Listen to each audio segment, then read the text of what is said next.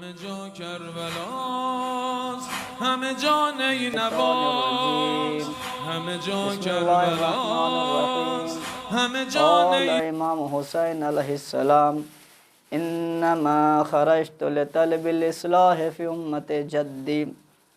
عزیزان گرامی، معزز سامعین، واجب الاحترام حضرات تشریف فرما ہیں کہ جیسے کہ آج کی تاریخ 8 محرم کی تاریخ ہے۔ 8 محرم کی تاریخ ہمارے سامنے آ چکی ہے، نمودار ہو چکی ہے۔ 8 دن گزر چکے ہیں۔ کربلا آواز دے رہی ہے، کربلا صدا بلند کر رہی ہے، کربلا انسانیت کو جھنجھوڑ رہی ہے، انسانیت کو بیدار کر رہی ہے کہ انسان بیدار ہو جائے، انسان اب بھی حق کو پہچان لے کہ حق کیا ہے۔ کربلا ہر دور میں صدائے حق بلند کر رہی ہے اور لوگوں کو دعوت دے رہی ہے کہ میری طرف آؤ، دیکھو اسلام، صحیح اسلام کیا ہے، دیکھو صحیح اسلام کی معرفت کیسے حاصل کی جا سکتی ہے۔ کربلا آواز دے رہی ہے۔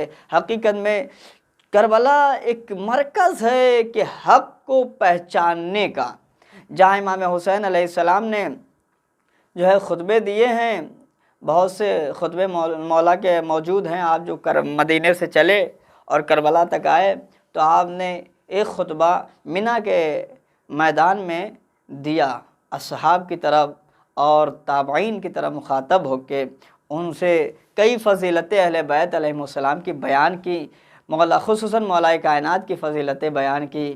کیا میرے بابا یہ کو علم نہیں دیا رسول نے؟ کیا میرے بابا کو پیغمبر نے جو ہے وہ اپنا وصی نہیں بنایا، اپنا جانشین نہیں بنایا؟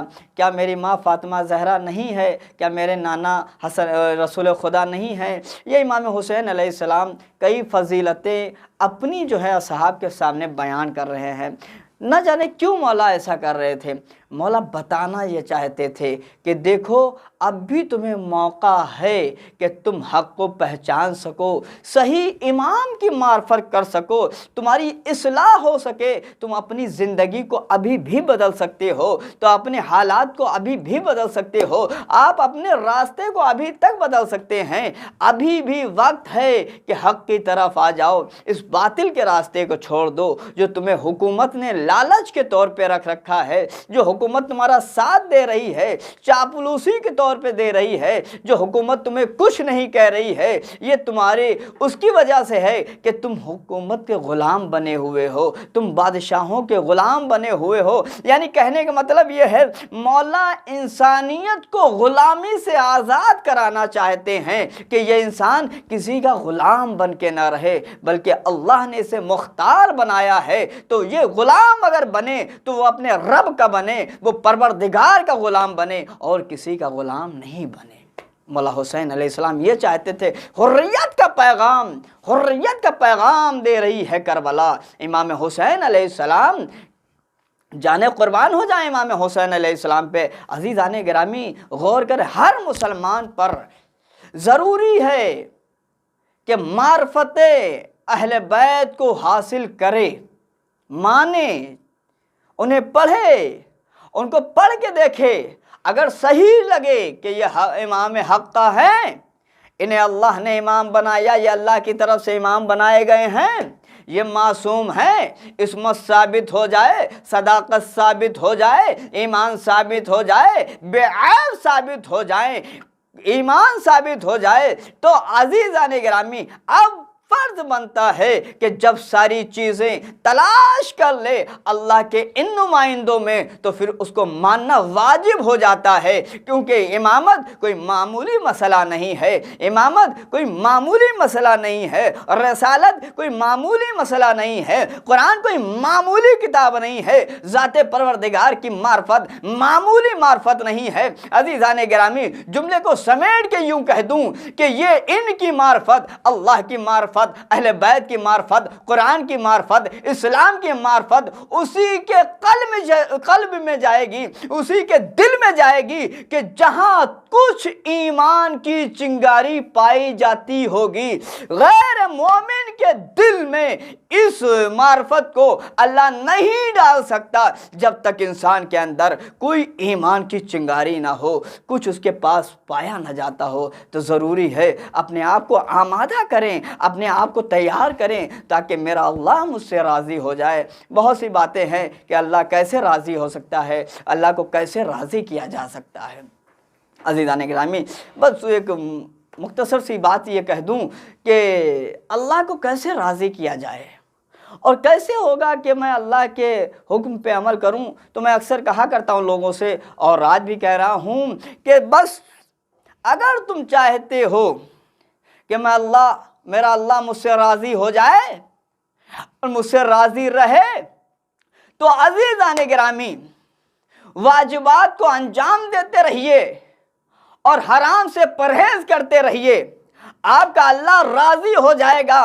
अब वाजिबात में ये नहीं कि वाजिबात में क्या क्या है और मुहर्रमात में क्या क्या हैं, ये सब इससे बहस नहीं, ये अलग एक बहस है कि वाजिबात कितने हैं, कौन सी चीज़ें वाजिब हैं, कौन सी चीज़ों को अदा करना ज़रूरी है, कौन सी चीज़ों को तर्क करना वो गुनाह सगीरा या गुनाह कबीरा कितने हैं। वो जो है उलमा ने बयान किए हैं कि गुनाह कबीरा कितने हैं और वाजिबात कौन कौन से हैं, वो अलग एक बहस है। लेकिन अज़ीज़ान गिरामी, अगर चाहते हो कि अल्लाह और उसके रसूल के सामने रोज़े महशर खड़े हो सको, महशूर हो सको रसूल खुदा के साथ और रसूल इस्लाम को मुंह दिखा सको, तो अज़ीज़ान गिरामी वाजिब है उम्मत मुसलमान पर कि वो उस चीज़ की तबलीग करे, उस चीज़ की तरफ पैगाम दे जिस चीज़ की तरफ इमाम हुसैन अलैहिस्सलाम तवज्जो दिला रहे हैं। इमाम हुसैन अलैहिस्सलाम बता रहे हैं कि किस चीज़ को आपको याद रखना चाहिए। ये इमाम हुसैन अलैहिस्सलाम ने, जैसा कि मुसलसल मैं बयान कर रहा हूँ, इमाम हुसैन अलैहिस्सलाम ने मदीना छोड़ा उम्मत की, नाना की उम्मत की इस्लाह के लिए, अरबाब अज़ान, कि मेरे नाना की उम्मत की इस्लाह हो जाए। इंसान हकीकत में कुछ नहीं है, इंसान कुछ नहीं है।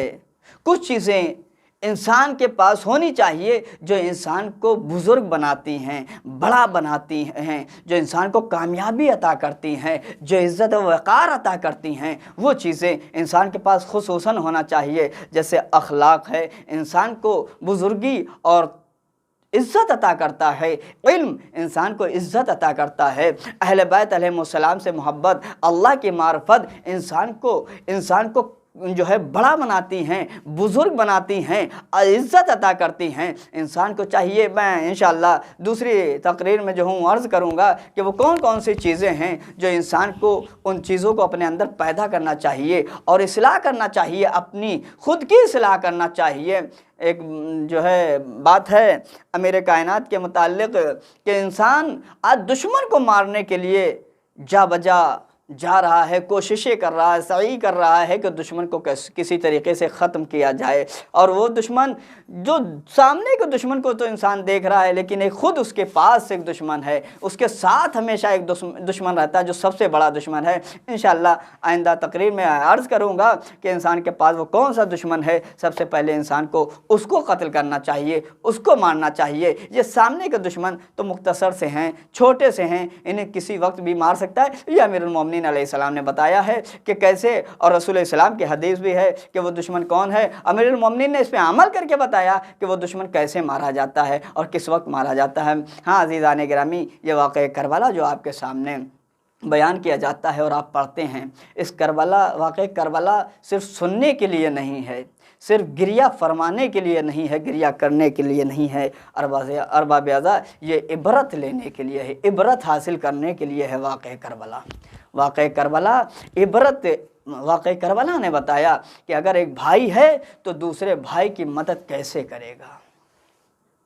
आज 8 मुहर्रम है और हमारे हिंदुस्तान के रसूम के मुताबिक 8 मुहर्रम को गाज़ी अब्बास सरकार वफ़ा का ज़िक्र किया जाता है, मसाइब पढ़े जाते हैं। मौला अब्बास कौन? मौला अब्बास हैं जिन्हें मौला कायनात ने अपनी दुआ में मांगा।